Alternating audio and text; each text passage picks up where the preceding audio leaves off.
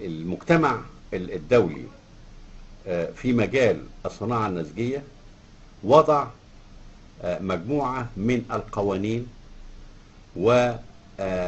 والاحتياطات والاعتبارات، لأنه ثبت بالقطع عالميا إن، وإحنا جزء من هذا العالم طبعا، ثبت بما لا يدعو مجال الشك إن هناك بعض المواد التي تسبب أمراض للإنسان، خصوصا السرطان. الصين والهند أما بيجي يصدر مواد كيماوية لألمانيا غير ما بيصدرها لمصر، نفس مادة التجهيز، بس ديت منتهى الحرص ومنتهى النقاء وما فيهاش أي حاجة ضارة، في حين إن أنا ممكن أقول لك دول ما بياخدوش بالهم يعني، أو إنهم ما عندهمش حتى قدرة على التحليل. في الملابس القطنية في كذا نوع من الصبغات بتستخدم لصباغتها، في منها ما هو رديء وفي منها ما هو جيد، مش هتقدر تعرف الكواليتي بتاعته الا لما تستخدمه.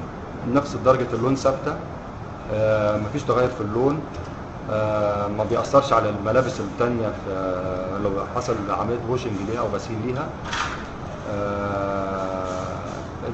بالعكس بقى، بالإضافة إلى عكس الرياكتيف اللي هو الصبغات مثلا المباشرة، بتبص تلاقي أولا مع المشي في الشمس بتبص تلاقي لونها بيتغير، مع الغسيل المتكرر لونه بيتغير بسرعة. Azo dyes is a main component of the reactive dyes. This doesn't mean is harmful or toxic or whatever. الازو دايز في حد ذاتها لا يمكن ان اعممها، لكن هي فيه مجموعه منها اللي هي بيخرج منها نوع من الامين، واخد بالك؟ الامينات ديت هي اللي بتسبب السرطان، واخد بالك؟ لكن مش في كثير جدا جدا من الصبغات الصحيه اللي ليس هناك ضرر من استخدامها، وفيها مجموعات الكاسب.